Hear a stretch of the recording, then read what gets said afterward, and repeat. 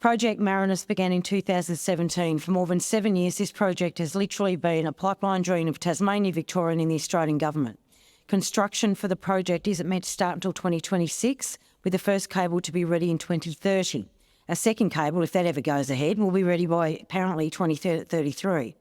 Energy market volatility around the world has blown the cost of undersea cables out of the water, and this has been worsened by incompetent management at Marinus Link and a clueless Tasmanian government.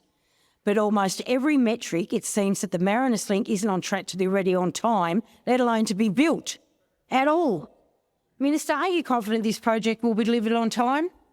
Thank you, Senator Lambie. Minister McAllister. Thanks, President, and I thank the Senator for her question. I know that the Senator has a long period of advocacy for Tasmanians and their interests.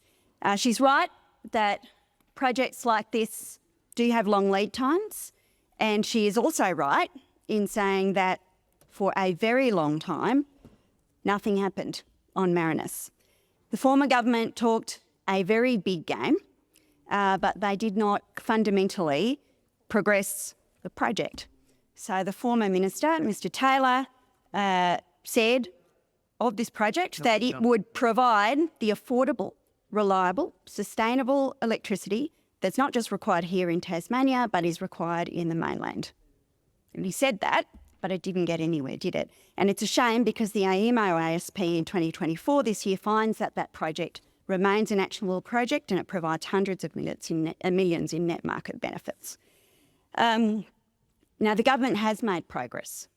We are actively managing the cost pressures that the Senator refers to in her question. In September 2023, governments together revised their agreement in recognition of the impact of rising project costs. The new agreement prioritises delivery of the first cable, which delivers close to 2/3 of the total project benefit for the NEM, and the Commonwealth also increased its equity stake in the project and increased the concessionality of the Commonwealth's debt finance. So we're seeing action. In August, the project company signed contracts for the high voltage cables, and in May they executed the contract for the converter stations. So this progress is because this government is actually working constructively with the states through rewiring the nation. And those opposite actually propose now, as I understand it, to abolish rewiring the nation and all of the progress that has been made on Marinus with it. Thank you, Minister. The time for answering has expired. Senator Lambie, first supplementary. Okay. There is a long line of critics that say Tasmanians will be the losers of this project. Tasmanians are already facing increased energy bills. The Australian government has agreed to provide underwriting in relation to that agreement through the rewiring of the nation program, as you said. Minister, what guarantee can you offer Tasmanians that their power bills will be reduced when the Marinus Link project comes into effect?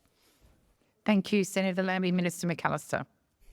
Thanks, President. Well, once delivered, Marinus Link will put downward pressure on energy prices, and that's why we are working with the states and territories through rewiring the nation to deliver it. Now, we've now seen that those opposite haven't changed. They're promising to scrap rewiring the nation to pursue this expensive nuclear scheme against the advice of the experts, I will say, the most expensive form of energy that there is. That's their plan. And in relation to Tasmania, it explicitly rules out jobs for Tasmanians and only guarantees higher power bills. Marinus Link is a crucial transmission project. It will provide huge benefits to Tasmania and the mainland. It will deliver jobs in Tasmania and Victoria, with both states estimated to see up to an additional 2,400 jobs at the peak of first cable construction, with over 1,400 of those in Tasmania during peak construction, and a $2 billion in additional economic activity. Thank you, Minister. Senator Lambie, second supplementary. The ownership of Marinus Link is now 40% owned by the Australian government, 33.3% owned by the Victorian government, and just 17.7% by Tasmania. Tasmanian and Victorian economies have actually driven off a cliff, but Tasmania still says they're committed to the project. Minister, as the biggest shareholder, has the government sought assurances from the Victorian government that their commitment to the project is assured, and when was that last checked? Thank you, Senator Lambie. Minister McAllister.